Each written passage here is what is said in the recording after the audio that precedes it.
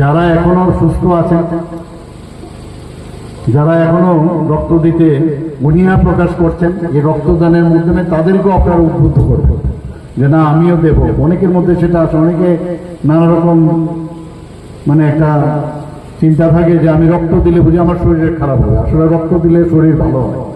এক তো আপনি যখন রক্ত দিতে যাবেন, আপনার সেই শরীরের ব্লাডের টেস্টের মাধ্যমে আপনি কি ডায়াবেটিসের রোগী,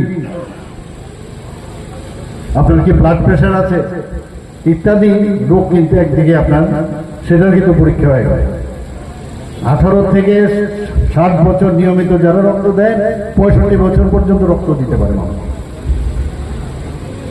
এবং আমি খুব ভালো লাগে, এখন বহু জায়গায় আমি যাই, সেখানে আমি গিয়ে দেখি প্রায় মহিলারা এখন উদ্বুদ্ধ হয়ে রক্ত দিচ্ছে।